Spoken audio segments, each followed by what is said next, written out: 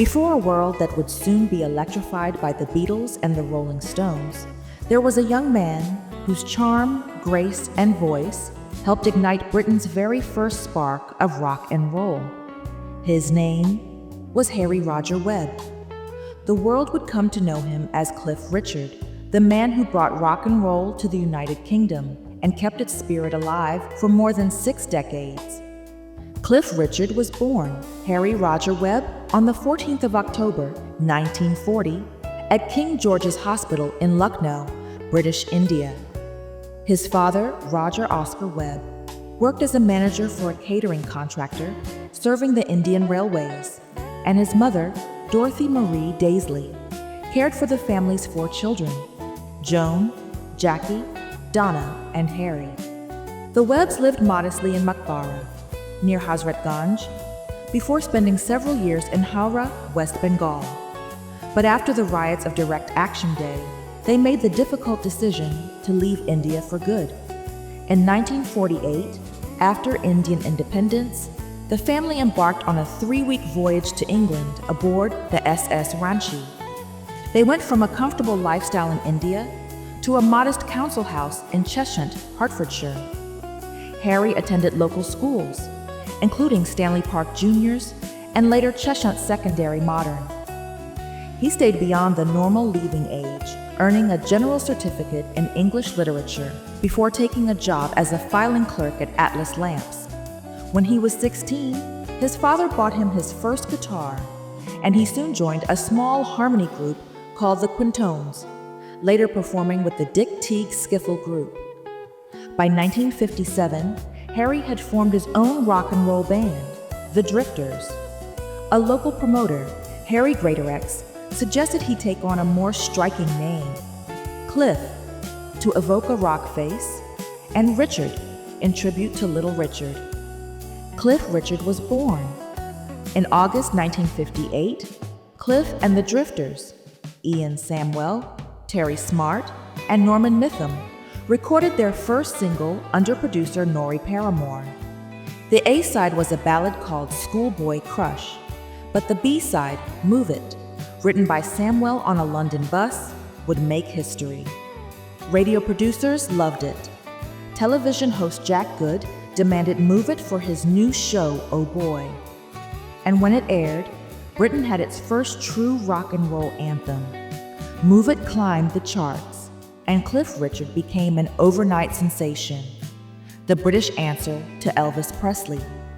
With his new band, soon renamed The Shadows to avoid confusion with the American Drifters, Cliff delivered hit after hit: High Class Baby, Livin' Lovin' Doll, and Mean Street.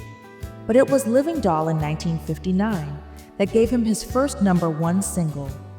Cliff's next hits, Travelin' Light, I Love You, A Voice in the Wilderness, and Theme for a Dream, kept him firmly in the top 5 throughout the early 1960s.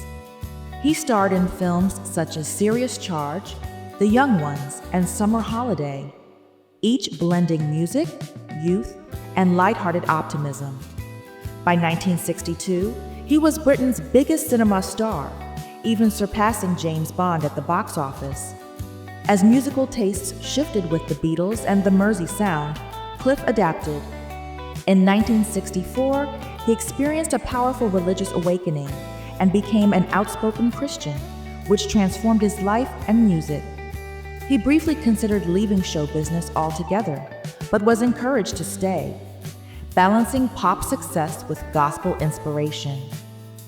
Through the 1960s, he continued to chart with songs like Congratulations, which came second in the Eurovision Song Contest, and The Day I Met Marie. He starred in the faith-based film Two a Penny and fronted his own BBC variety show, It's Cliff Richard. By the mid-70s, his career took a new turn. The 1976 album I'm Nearly Famous brought him roaring back, featuring Devil Woman and Miss You Nights. Critics hailed it as his renaissance. His smooth voice and modern sound captured a new generation. Then came We Don't Talk Anymore in 1979, a worldwide hit, and his biggest selling single, earning Cliff renewed acclaim across the Atlantic. The 80s brought more success with Carrie, Dreamin', Wired for Sound, and Daddy's Home. He even topped the charts again with Mistletoe and Wine in 1988 and Savior's Day in 1990. By the mid-90s, his career had spanned nearly 4 decades. In June 1995, Queen Elizabeth II knighted him for services to music and charity, making him the first rock and roll artist ever to receive that honor. Even into the new millennium, Sir Cliff Richard continued to record, tour, and release hits. He celebrated 50 years in music with a reunion tour alongside The Shadows and released his 100th album, The Fabulous Rock and Roll Songbook, in 2013. He remains one of the world's best-selling artists, with over 250 million records sold and more than 130 top 20 hits in the UK alone. Beyond his music, Cliff Richard is known for his unwavering faith, charity work, and dignified approach to fame. A lifelong bachelor, he has often said that his music, his faith, and his family are his life's great commitments. From a young boy in Lucknow to a knighted legend of British pop, Sir Cliff Richard's journey is one of perseverance, reinvention, and grace. A shining example of how a voice, a vision, and an unshakable belief can stand the test of time.